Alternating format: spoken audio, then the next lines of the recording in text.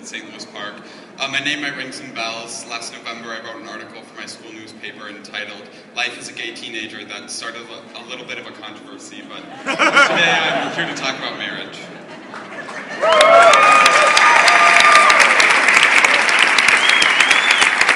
1 month and 1 week ago, I turned 18. When most of my friends turn 18, they do the traditional coming-of-age rituals like buying a pack of cigarettes or a lottery ticket. But what did I do? I registered to vote.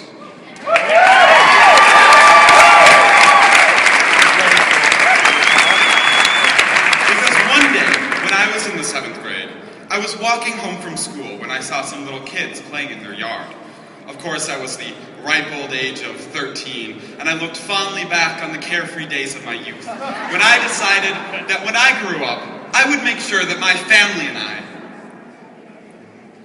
And then I stopped. I stood there, and at that moment, I watched my American dream die. I would never get married. I would never have kids. I would never have a family. I had only realized that I was gay that previous December, and I had thought that I'd become used to the sense of loss and isolation.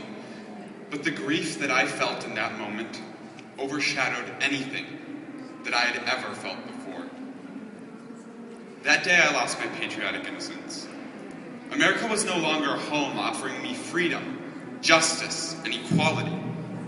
Not having the right to marry was not something that I could come to terms with as a 13-year-old. And it is something that I still have not come to terms with today. For 5 years, my anger built up inside of me. Time and time again, the nation voted in candidates that worked against my rights.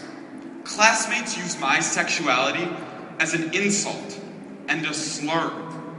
Even my own archbishop went to the lengths of producing a video that called for further discrimination against me.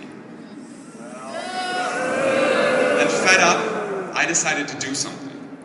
So in response, I wrote an article for my school newspaper outlining some of the things that my straight friends might not know that I had to go through every day as a gay teenager. And although I found a small bit of hatred and bigotry in the controversy thereafter, it could not compare to the love and understanding that overwhelmed me. Countless people stopped me in the halls, posted on my Facebook wall, sent me emails, and a few even wrote me letters, all affirming my decision to speak out. Finally, they too had the chance to come out of the woodwork and voice their support. More and more kids are turning 18, and a new generation is starting to have its say. I know that my generation is going to use this newfound voice to stop any law or policy that prevents a 13-year-old or anyone from dreaming.